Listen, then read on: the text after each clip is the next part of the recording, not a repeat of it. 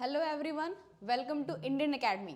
तो आज के वीडियो में हम डिस्कस करने वाले हैं क्लास 11 के इकोनॉमिक्स के कुछ इम्पॉर्टेंट क्वेश्चंस को। तो चलिए हम शुरू करते हैं। तो हमारा जो पहला क्वेश्चन है वो बोलता है what do economist mean by ordinary business of life. Ordinary business of life है, उससे इकोनॉमिस्ट का क्या मतलब है? तो जो ऑर्डिनरी बिजनेस ऑफ लाइफ है उससे इकोनॉमिस्ट का मतलब है इकोनॉमिक एक्टिविटीज ऑफ मैन, क्योंकि जो इकोनॉमिक एक्टिविटीज होती है वही आपको लाइफ सस्टेन करने में मदद करती है। हमारा जो दूसरा क्वेश्चन है वो बोल रहा है economics is the study of Mankind in the ordinary business of life. तो इकोनॉमिक्स क्या है? Study of making in the ordinary business of life. ये किस इकोनॉमिस्ट का स्टेटमेंट है? तो एक्चुअली में ये स्टेटमेंट है अल्फ्रेड मार्शल का। हमारा तीसरा क्वेश्चन बोल रहा है कि स्टैटिस्टिक्स इज यूज्ड। जो स्टैटिस्टिक्स है वो स्टैटिस्टिक्स यूज किस लिए होता है? तो ये जो स्टैटिस्टिक्स है ना, उसको बिजनेसमैन भी यूज करते हैं, उसको साइंटिस्ट भी यूज करते हैं, इवन इकोनॉमिस्ट भी इकोनॉमिक प्रॉब्लम को जानने के लिए स्टैटिस्टिक्स को यूज करते हैं। इसीलिए स्टैटिस्टिक्स को हर कोई यूज करता है। Which of the following will give you qualitative data? Qualitative data एक ऐसा डाटा होता है जो जनरली क्वालिटी पे फोकस करता है। तो अगर हम इंटेलिजेंस को मेजर करेंगे तो हम क्वालिटेटिव डाटा को स्टडी कर रहे होंगे। इसके अलावा बोलता है the source of secondary data is. जो सेकेंडरी डाटा है उसका सोर्स क्या है? सेकेंडरी डाटा हम कलेक्ट कहाँ से करते हैं? तो किसी भी दूसरे सोर्स से कलेक्ट किए जाने वाले डेटा को हम बोलते हैं सेकेंडरी डेटा। यानी कि इंटरनेट और magazine both can be used here. तो आंसर है C. Quality of a good questioner are. एक गुड क्वेश्चनर की क्या क्वालिटी होती है? Simplicity, proper order of question, limited number of question. तो इसका आंसर है option D. The work of census in India is done by which organisation. जो census होता है इंडिया में वो कौन सी ऑर्गेनाइजेशन करती है? तो इंडिया के अंदर सेंसस को कलेक्ट करने का काम नेशनल सैंपल सर्वे ऑर्गेनाइजेशन करती है। सेंसस मेथड क्या है? तो सेंसस मेथड एक ऐसा मेथड है जिससे जनरली हम एक लार्ज साइज के सैंपल को लेकर डेटा को कलेक्ट करते हैं। तो इसका आंसर है ऑप्शन डी।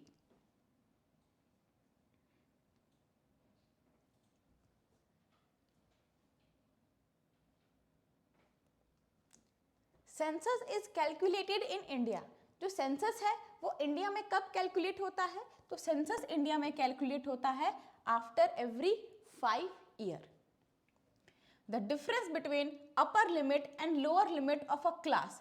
किसी भी क्लास के अपर लिमिट और लोअर लिमिट के बीच के डिफरेंस को हम बोलते हैं class interval. What is the basis of qualitative classification of data? Qualitative classification of data generally depend करती है किसी भी पर्टिकुलर क्वांटिटी के ऊपर। An orderly arrangement of data in columns and रोज। जब भी हम डेटा को कॉलम और रो में कलेक्ट करते हैं तो इसको हम बोलते हैं tabulation. Bar diagrams are drawn for what type of variable. Bar diagram को किस तरह के वेरिएबल के लिए यूज करते हैं? तो बार डायग्राम को हम यूज करते हैं डिस्क्रीट वेरिएबल को शो करने में। विच of the following is an example of continuous variable. इनमें से कौन सा एक कंटिन्यूअस वेरिएबल का एग्जाम्पल है? तो annual income of a person is an example of continuous variable. The value of mean deviation is minimum when it is calculated by। mean deviation का value सबसे कम तब होती है जब उसको आप मीडियन से कलेक्ट करते हो। अब what is the median of data? तो यहाँ पे इस डाटा का मीडियन क्या होगा? तो इस डाटा का अगर मीडियन कलेक्ट करना है तो सबसे पहले हमें इसे असेंडिंग में अरेंज करना होगा, यानी 8, 9,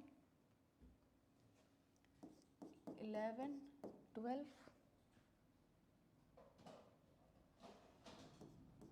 13, 14। मीडियन का फॉर्मूला होता है the size of n+1 by 2th item. अब यहाँ पे टोटल वैल्यू हमारे पास 6 है, यानी कि the size of 6 + 1 by 2th item is equal to the size of 7 by 2th item is equal to the size of 3.5th item. अब 3.5 तो कोई वैल्यू होती नहीं है, तो हम क्या लिखेंगे? The size of 3rd item plus 4th item by 2. तो 3rd आइटम का वैल्यू यानी कि हमारा 3rd आइटम क्या है? 11. और हमारा 4th आइटम यानी कि हमारा 4th आइटम क्या है? तो हमारा 4th आइटम है 12.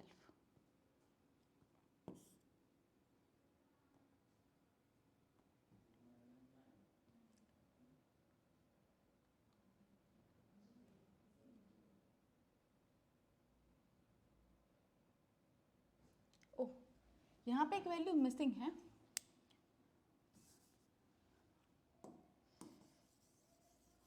25 भी इंक्लूड है, यानी कि अगर इसको हम टोटल निकालें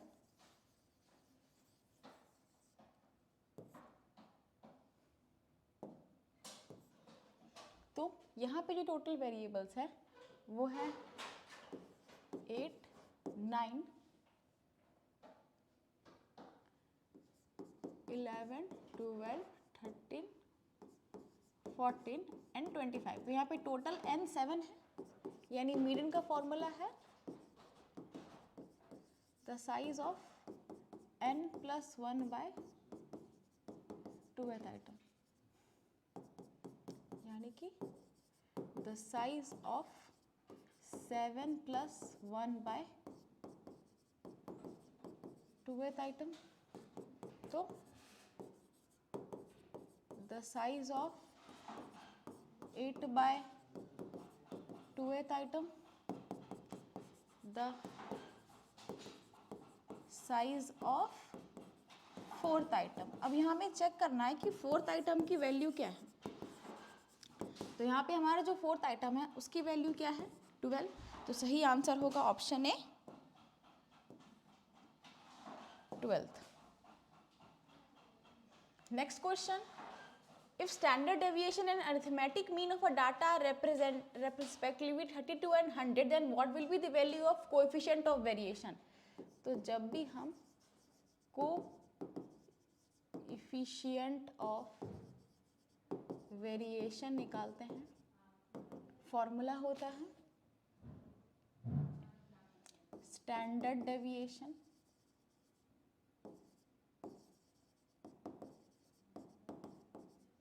by mean.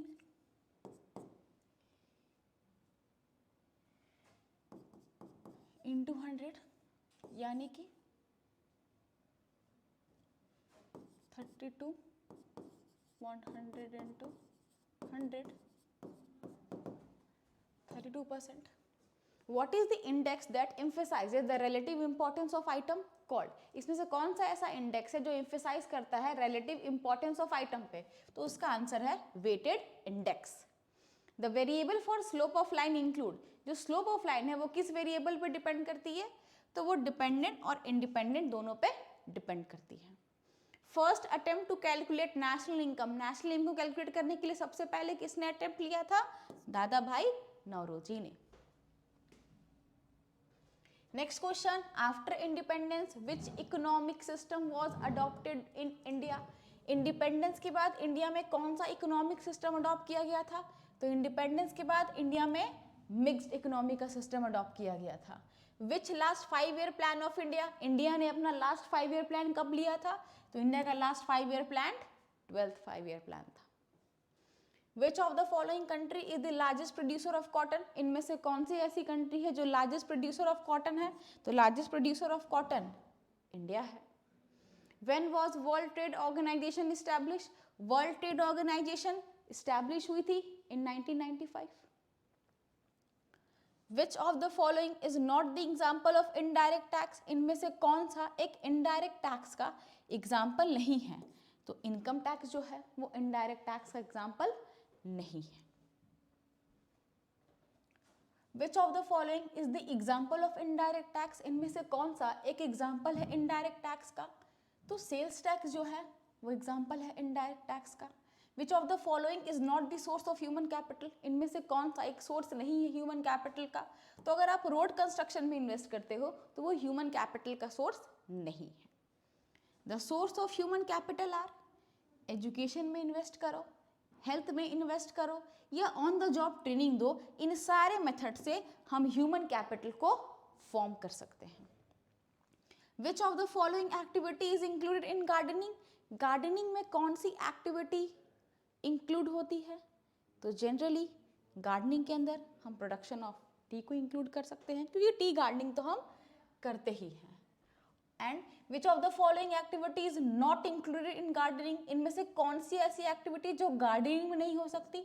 तो प्रोडक्शन ऑफ राइस गार्डनिंग में नहीं होता, वो क्रॉप प्लांटेशन है। Who of the following is self employed, इनमें से किस बंदे को हम सेल्फ एम्प्लॉयड बोलेंगे? तो जो बंदा सीमेंट शॉप का ओनर है, जो बंदा खुद से खुद का काम करे भाई, वही बंदा तो है। What does growth mean, growth का मतलब क्या है? To increase the capacity of production of goods and services के प्रोडक्शन को इंक्रीज करने को ही हम ग्रोथ बोलते हैं।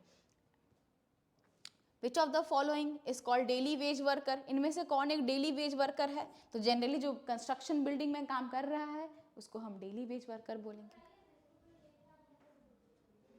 The important source of air pollution is, तो thermal power plant can be a source of air pollution. In which state Appiko movement was launch, तो एपिको मूवमेंट लॉन्च हुई थी उत्तराखंड में। रिड्यूसिंग वाटर पोल्यूशन बाय, हम वाटर पोल्यूशन को कैसे reduce कर सकते हैं? तो अगर हम वेस्ट को रीयूज कर सके। Reproduction rate is highest among which country, reproduction rate highest कहाँ है? पाकिस्तान में है। Expected age in India is present, अभी एक्सपेक्टेड एज जो इंडिया में है वो 65 ईयर है। और ह्यूमन कैपिटल इंडेक्स के अकॉर्डिंग कौन सी कंट्री लीड कर रही है? तो लीड करने वाली कंट्री कौन है? लीड करने वाली कंट्री चाइना है। रेलवेज इंडिया में कब स्टार्ट हुई? तो रेलवेज इंडिया में स्टार्ट हुई थी इन 1853।